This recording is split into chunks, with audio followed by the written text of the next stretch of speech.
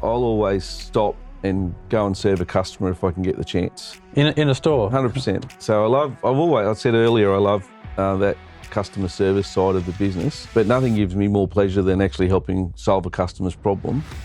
And then by doing that in the store, it actually sets a really good example for everyone else that the customer is actually the most important person in the room.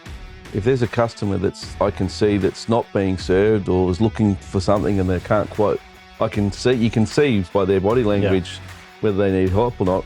I'll say hello to them and say, look, can I help you, or can I get someone to help you? And if the team are busy, I'll jump in myself and do the best I can. Welcome to Evolve TV, Roads to Success, a special career series by Mechanic.com.au. In each episode, we sit down with inspiring people across the automotive industry to explore the real stories behind their career journeys, from humble beginnings to leadership and everything in between. This series is part of the Gear Up Auto Careers initiative, created to help young people and career changers see what's possible in the automotive world through the experiences of those who have lived it. Welcome back to part 2 of my chat with Wayne Bryant. If you haven't seen part 1, go back and have a look at it. Wayne, welcome back to the show. Let's dive a little deeper. Now, GPC Asia Pacific is a massive company. How do you keep people connected and motivated across so many different silos and sections within that business? Yeah, it's a big beast. It starts with having a really strong, stable, well-aligned, values-based leadership team.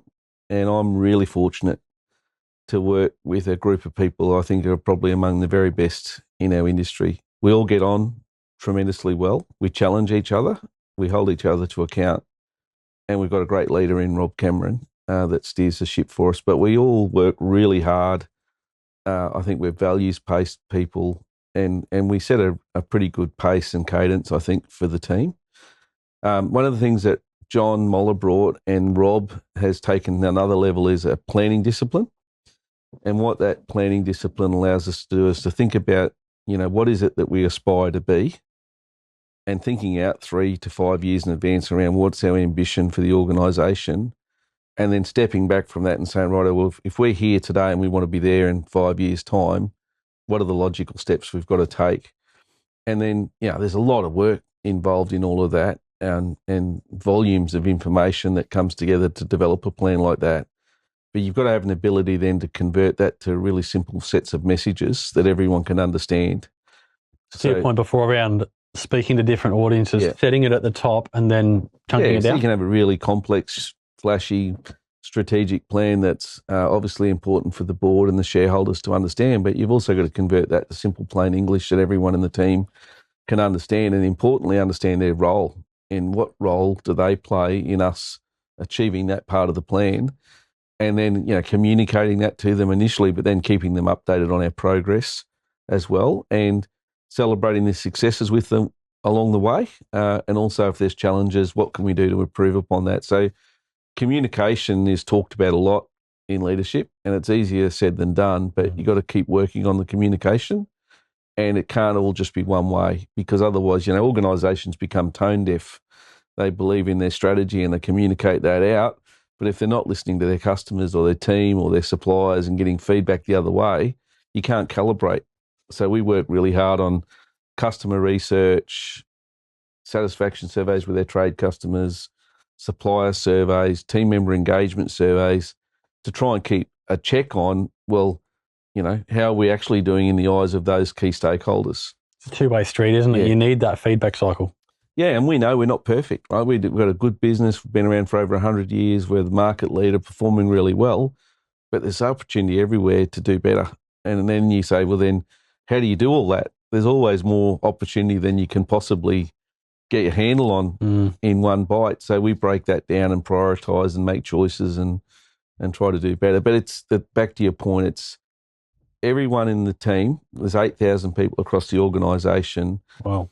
Have all got a role to play in our success, and it's making sure that we help them understand the role they've got, the part they play, how they contribute to our success, and then sort of keeping them updated and recognising them as best we can along the way, that their role's important and they're contributing to the overall success of the organisation. Well, everyone's got to win together, don't they? 100%, and that's one of our values. Our values are not just written on the wall; they're things that we live and breathe in the organisation. So we have a value around winning together, going the extra mile to service our customers, inspiring innovation, those sorts of things. Well, you can't just put them on a flashy piece of paper on the wall. You've actually got to bring them to life in everything you do every day. Excellent. Yep.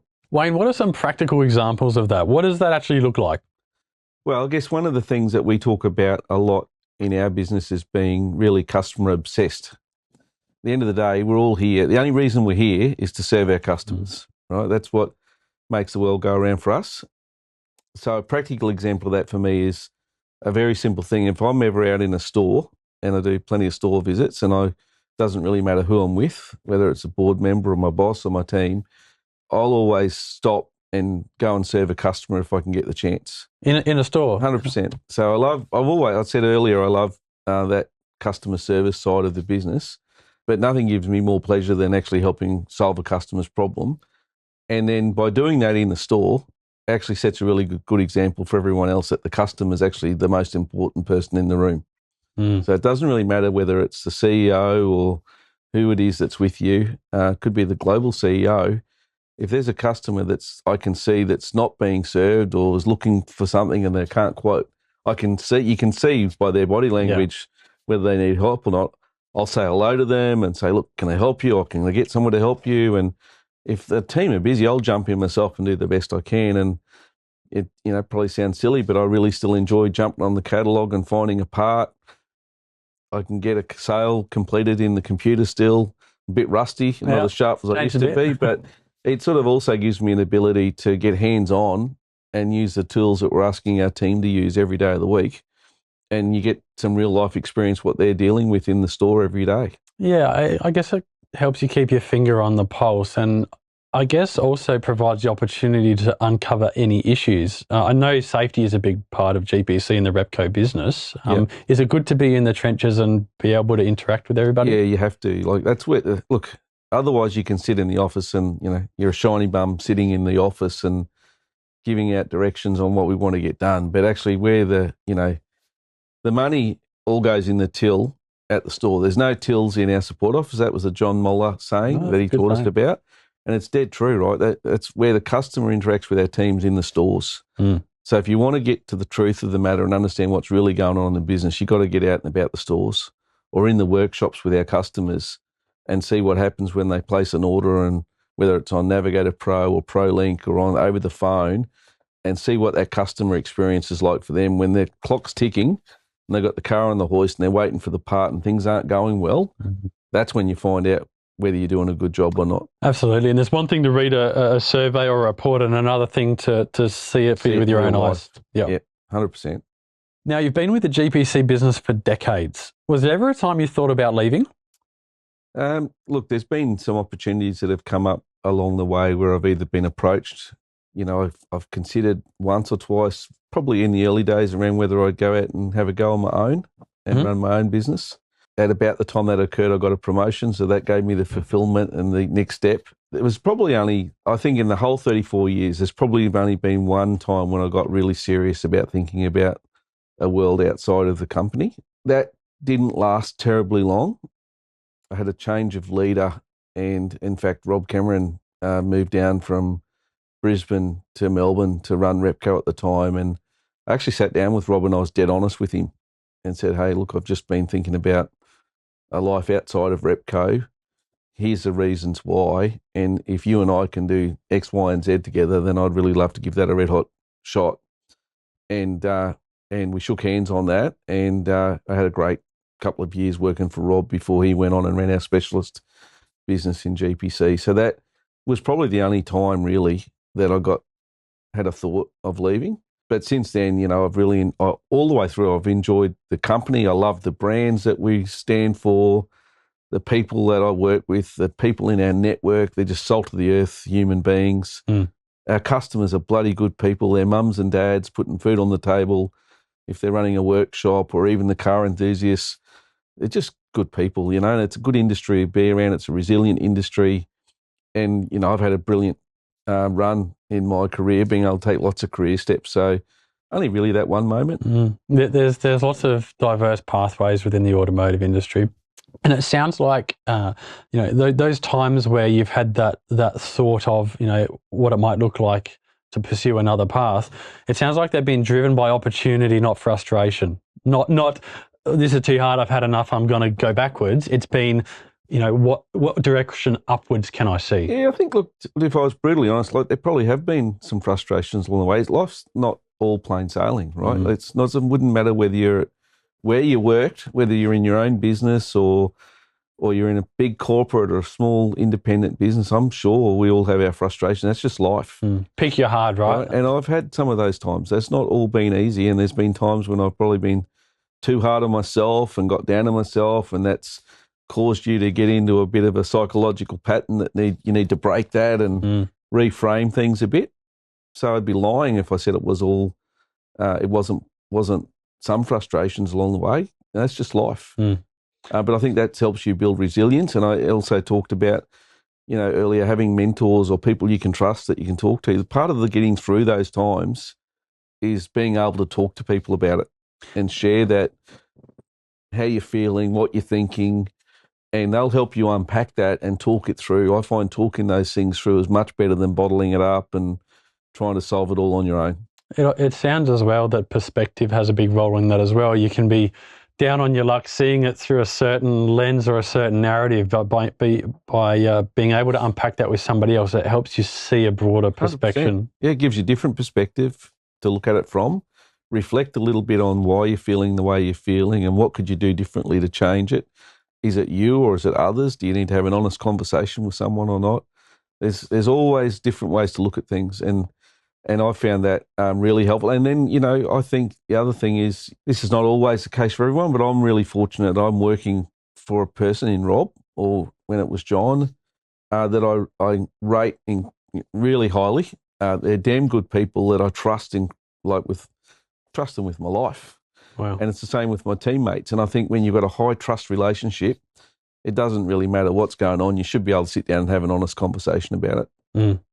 One of the other things that can play a big part in that, in terms of supporting us through those times, is family. Now, you mentioned before that, you started a young family as you grew up through this journey. A lot of the roles that you've talked about, they can be very demanding, and particularly the one you're in now, there's a lot of weight on your shoulders.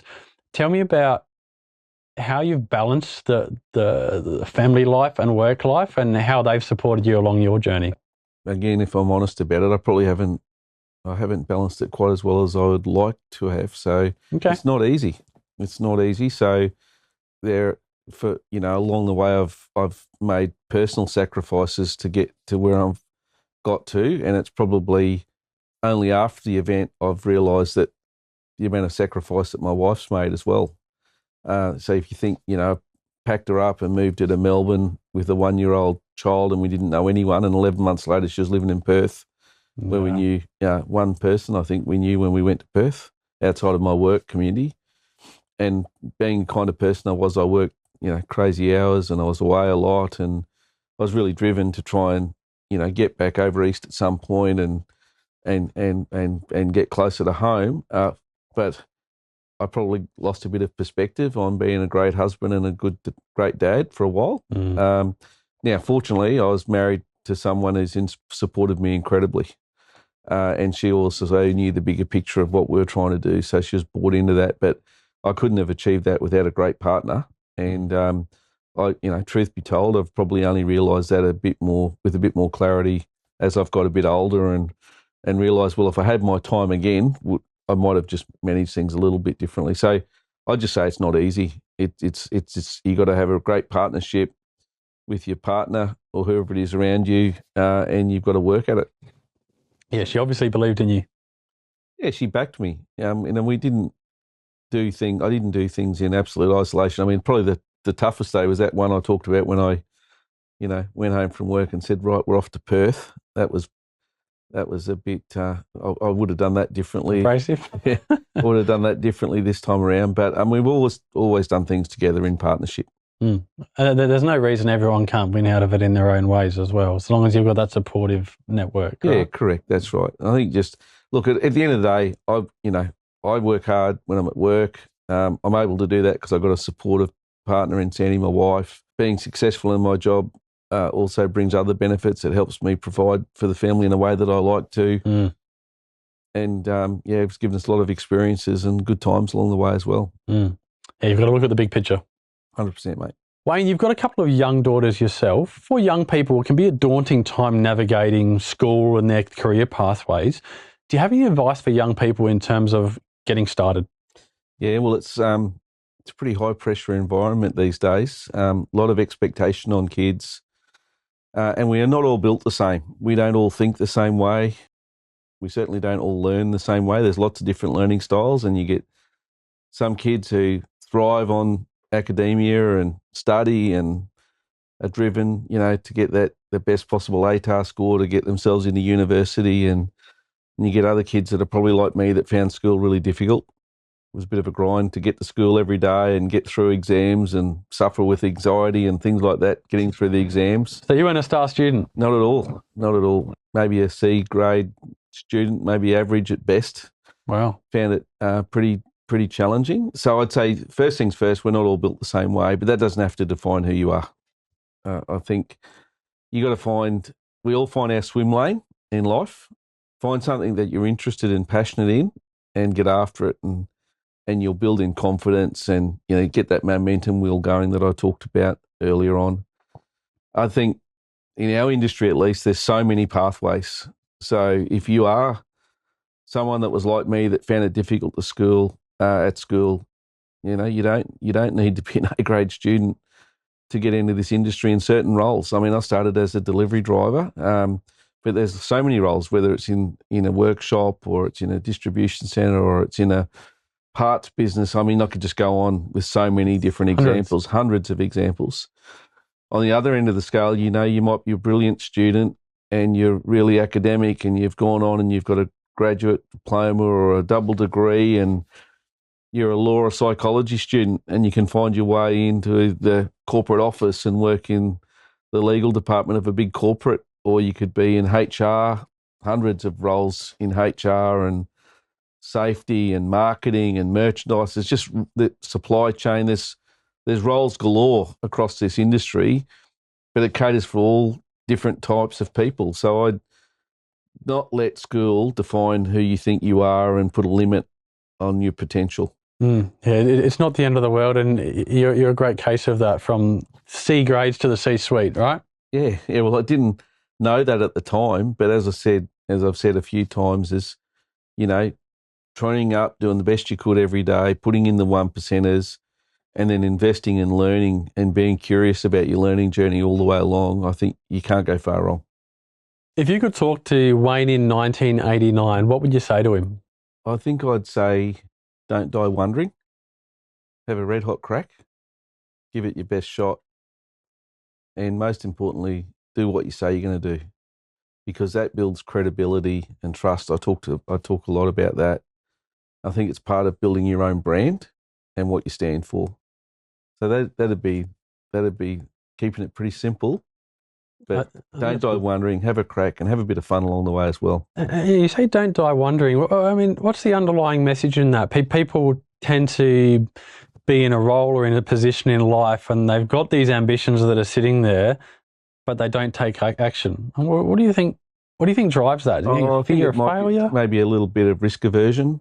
Relocating from one town to another, that's tough because you got to up and move and you got to create new friendships, and it's all a bit of unknown. I'd say to you, for every single move I've made, yes, they've all been tough, but I've always been better for it afterwards. We've had learning and experience along the way that we wouldn't have otherwise had. Taking a career step from a role you're really comfortable in and enjoying to another career step is really uncomfortable because you get outside of your comfort zone, you struggle for a little while to learn new skills.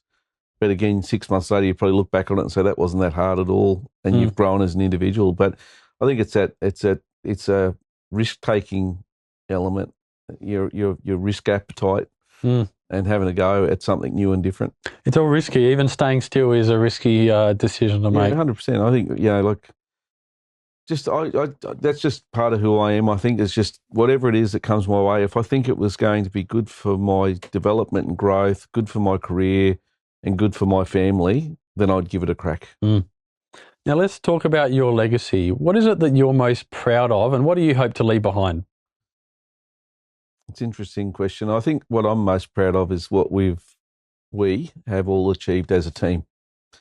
So the people, as I said before, the people I work with, what we've done as a team and as a wider team, and the success we've got happening as an organisation. But I am part of an organisation that's been around for 102 years. Mm. So we are the custodians of that business for a moment in time when you think about it. And so I guess what I'm proud of is the role we play today, standing on the shoulders of the giants that have come before us. And there's lots of them in our Repco and Napa history books, real pioneers of this industry that we get to play a part in that history at the moment. And I guess what we and I have a responsibility to do is to really take great care of the brand, do the best we can in the time that we've got in these roles, and leave the business in as good a shape or better shape than when we came in. That's an easy thing to say. But also I think the biggest thing that I've learned in the last 5 or 6 years through John Moeller and Rob Cameron is to leave the business with a really good plan. Be thinking forward 5, 6 years from now, and what's the world going to look like, and what are the things we're doing today that are going to affect the business in 5 or 6 years' time, and having the business in good shape. So that, when my time comes for retirement, which isn't planned anytime soon, but when that time comes, that the leaders that are responsible for the business are left in really good shape to carry on the legacy of this business. And I think in my discussions with a lot of, young and mature age people about careers, nobody wants a job. We all want to do something that's purposeful and provides a legacy beyond us. Yep. And to your point before, without every part of the business, whether it's Repco or any of the other businesses, it takes the whole team to, like, no one person can make a pencil, right? It takes every little constituent part to make it happen. 100%. So, even some of the smaller or more diverse roles, they're all necessary parts and contribute to the overall success of the business. Yeah, we're all linking pins. Yep. And so, I think I describe, people say to me sometimes, oh, you're the CEO. And I go, yeah, I'm just a small cog in a very big wheel. Yeah. There's so many parts to what makes that machine work. Yeah. And we've all got an important role to play. And I think it's a collective effort. That's what I love to see, is when the whole team's performing together and we're all going in the same direction, gee, you can achieve a lot together and have a lot of fun. There's something magical about it. Yeah, it's really, really good. Now, a lot of people think about the automotive industry and think that it means if you don't want to be a mechanic, or if you're not a guy, then it's not for you. What would you say to that? That's bullshit. Yeah. In a word. Look, this is one of the most diverse, diversity is talked about a lot, but there's diversity everywhere in this industry. Think about all the different segments of the industry across the whole value chain. So from the manufacturer of a product all the way through to the end consumer, whether it's someone like me that gets their car serviced by a mechanic or a DIY enthusiast. There's so many different streams of activity, very, very diverse supply chain or value chain. And then there's people from all walks of life that work in and around businesses in the industry. I think we can do better when it comes to the female mix in our industry.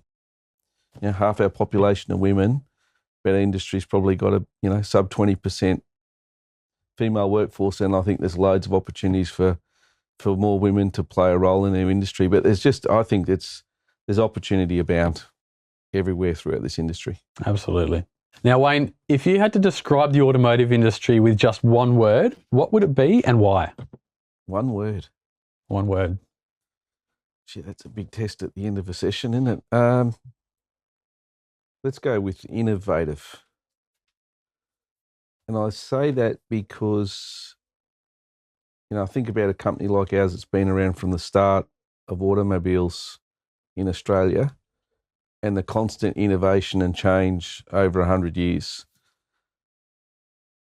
I bore everyone with the history, but there's been a lot of change. And our business, our suppliers, our customers have been at the forefront of challenge themselves and embracing change all the way through that 100 years. And I think we're in for a really exciting phase in the industry right now. Absolutely. I think the rate of innovation and development in change in our industry is accelerating so quickly. The future's exciting. Yeah, it couldn't be more exciting. And as I said, there'll still be the traditional roles that we need to fill within the industry. That the age and profile of the car park is such that the internal combustion engine vehicles will be around for many, many Mm. years. We've got a really healthy car culture in Australia and New Zealand, so people will still tinker with their race cars or their rally cars or their speedway cars or their four-wheel drive vehicles or resto vehicles. All that stuff that'll keep going for decades to come. That's not going anywhere It's in a a safe hurry. industry to get involved in. And then there's all this new wave of technology, which can create a whole wave of new job opportunities for people, new skills to be developed. Like, there's nothing stopping any of us in the industry from going off and doing training courses right now to embrace those new technologies and start to get ahead of the curve. It's that constant training again. 100%. Yeah. Yeah. So there's a lot of change on our doorstep in the industry. How's GPC keeping up with that?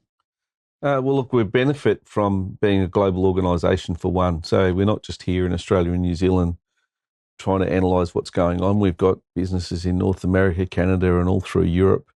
So we get a bit of a unique advantage in that we're networked well across the world. So, and as different countries evolve at different paces, we can learn from each other. So that's pretty helpful. We always try to take a longer term view and gather as much information and data as we can around what's occurring right now and what's anticipated to occur in the future, and then build our plans around those emerging trends. Some of them are clearer than others. So what you have to do when you're building a longer range plan is try to work out, there's always a range of options that you can take or investments you can make to take your business on a particular journey. I think in the current environment, there's some of those strategic choices that are a bit clearer than others. So you can probably double down on those and get after those with a bit more certainty. And there's others that the rate of change could be a bit fluxy, if that makes sense. And we've got to just be considerate of that and be willing to learn and adapt.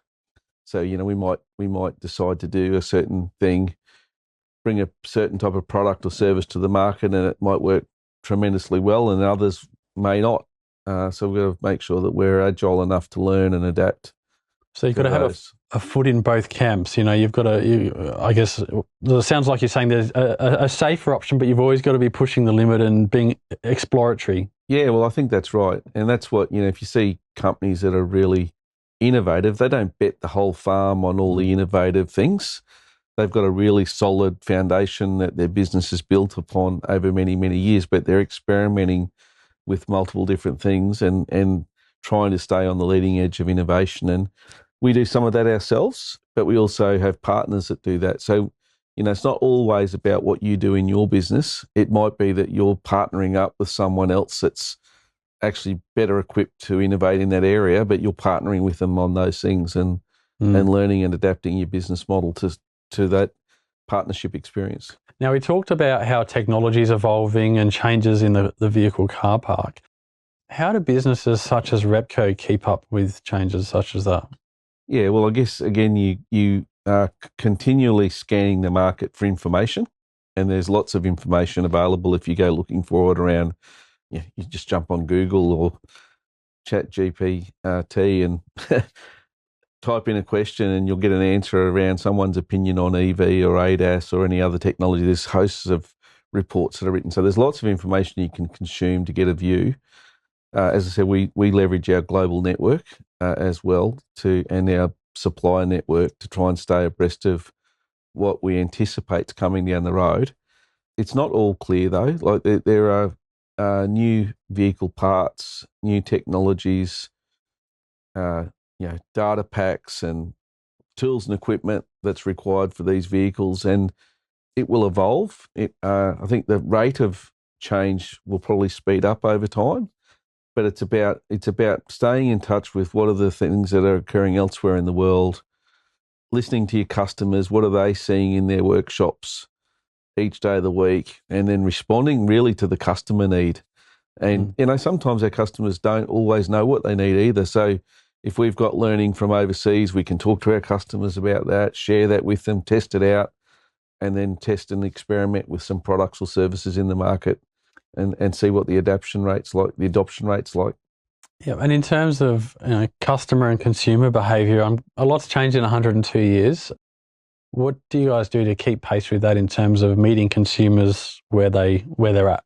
Yeah, I think we've got to stay in touch with the consumers. The consumers are definitely changing. Like my daughters have grown up in a digital world that I didn't grow up in. So the way they consume information and media and, connect with a workshop owner is completely different to what I've experienced. And I think, some of our major customers are really in touch with that and looking at companies like Repco for support to how we all connect up the supply chain and communicate with the ultimate car owner. So we've got to continue to learn and adapt our systems and our integrated data so that we can actually provide the consumer with the information they need at their fingertips.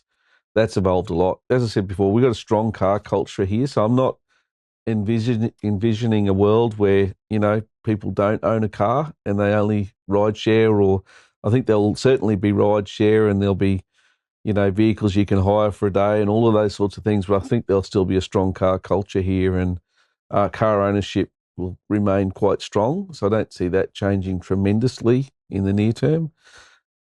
But I think, look, the bottom line is just stay close to your customer, observe what's going on around the rest of the world, and try and learn and adapt along the way. You can't just lock in on one thing and go with it and expect it's going to pan out perfectly fine. We're all going to have to adapt. Adjust course as you go. 100%. Now, a lot of GPC's businesses at the foundation sell parts, but part of your role is helping your customers and your trade workshops succeed, because when they win, you win, and we all win together. How are you doing that? Well, that's multifaceted, really. I mean, at its core, we need to get the right part to the customer at the right time, at the right price, so they can run a productive workshop. That is at its sort of foundational level. We're really a distribution business, so we've got to have all the right combinations of parts in the local store and get it to the workshop as quickly as we can, so they can run a productive workshop. But that's really the core value proposition, and we try to go a step further than that. We like to think that we're trying to help provide a more complete solution for the workshop owner. So we do that in multiple ways. So we have arrangements with data providers around the world. So we're aggregating service repair, times guide data, diagnostic data, and presenting that to our customers in an integrated vehicle parts catalog system, Navigator Pro or ProLink, smart quote services, things like that. So they can actually provide an OE equivalent customer experience. That's really important. If you're running an independent workshop, your big competitor is the OE dealer. So being able to provide the car owner with an experience that feels like the genuine OE dealer experience, I think, is really important. So having trusted quality data to enable that, having integrated systems that enable that, training as well through Autotech. We train 4,000 or 5,000 technicians a year with Autotech through our masterclass program. But there's lots of training providers out there, so we're not saying Autotech's the one-stop shop. It's not. I think we need to encourage our workshops to invest in training. Just like my own experience, not technical training, but other professional development. What we're expecting of our technicians now in terms of the vehicle, the breadth of vehicles they have to work on, the new technologies, I think the investment in training will rise. We've got to try and help our workshops run a more productive operation. I mean, their biggest single commodity is labour time, right? So if we can help them in some way run a more productive workshop, I think that's really important. The cost of real estate's going up, the cost of capital equipment, cost of labour's going up. So you've got to be able to be more productive with the labour that you've got. And we play a role in that through some of the programs we've got. And then the other thing I'd say that extends beyond what Repco does or what Napa does is being attached to a network of some sort. So, whether you join a franchise group or one of the dealer groups, or whether it's Repco Authorised Service or Capricorn or part of Mechanic.com or Garage Network, whomever it is, actually, I think for an independent shop owner to be attached to a network so that you can connect with and talk to other like-minded individuals is really important, because it's bloody tough, right? Whether you're running an independent mechanical repair shop or doing the job I'm in, it's tough, and you need to be attached to a network of other people that you can help solve problems together with. And the AAA is a good example of that. You know, I'm probably biased now because I'm the chairman of the AAA, but I know that the work that Stuart and Leslie and the team do to advocate for this industry is really important work. And, you know, that work needs to be funded and supported, and they're really out there every day pounding the pavement supporting the independent aftermarket. And I think, you know, if every single workshop owner in Australia for less than a cup of coffee every 2 days paid their membership and became part of the AAA, to be a really powerful force to advocate and support the aftermarket and protect this industry for the long term. Yeah, there's a couple of themes there. One is that, you know, you're really mad to try and go it alone these days. I think the power of communities and partnerships and working together is profound. And to your other point as well, I mean, if we can lean on suppliers as workshops to be more than just a parts supply, but the right information at the right time, training to be a perpetual learner, it's a culmination of all of those things that help us reach the ultimate goal, is what you said, is being more efficient. Yeah, 100%. It's about getting more out of what you've got. Yeah? Yeah. When we've not enjoyed the success at Repco or Napa that we've had through any one thing. It's a cumulative effect of hundreds and thousands of different things we've done over many, many years, and having great partnerships. We can't do it all ourselves. Been around for 102 years and we're not perfect yet. And, you know, I don't know whether there is such a thing as perfection, but you got to continue to strive to be better. And I don't think any of us can do that on our own. So for us, it's about having great supply partnerships, great freight partnerships, data, technology partnerships, customer relationships. All of those things are really important. I've just named a few. There's so many more, but it's the same for a workshop owner. You know, you might have a terrific workshop and have all the skills and capability in the world, but for reasons around either, you know, the available working capital or the space, you might not be in a position right now to do ADAS calibration. Doesn't mean you have to say no to the customer. There's other ways to solve that problem. Yeah. Form a partnership with a specialist and outsource the work, but keep the customer coming back to your shop as a primary service centre for that car owner and probably their family as well. So forming partnership with other specialists that can help you solve a problem, I think, is really important. There's always a solution. Sometimes you just need to think outside the box. Yeah. Yeah, don't say no straight away. I came up through Repco having that drummed into me to never say no. Before you say no to anyone, always ask someone else for their advice or input, and you'll be surprised how many times you can come up with a solution. And even if you do have to say no, you can often point the customer in the direction of someone that can say yes. And sometimes that feels like you're sending your customer to a competitor, but I'll guarantee you that person that you've given that advice to will value that feedback much, much more, and will probably come back to you next time anyway. Now, we've covered a lot of ground today. And Wayne, I know you're a very busy person, so I really appreciate you taking the time to come in and have a good chat to me today. It's a pleasure to be here, Ryan. I've really enjoyed it, actually. It's like a few challenging questions, like trying to come up with one word to describe this industry, and I come up with innovative, so that was my best shot. But I'm sure there's lots of other words, and I just hope that, you know, particularly for newcomers to the industry, look at this and go, well, you know what? If you put your mind to it, you can achieve anything in life if you get after it. And I hope if that provides a little bit of inspiration to others, then I've probably done my job today, and appreciate the opportunity to come along. Thank you, Wayne.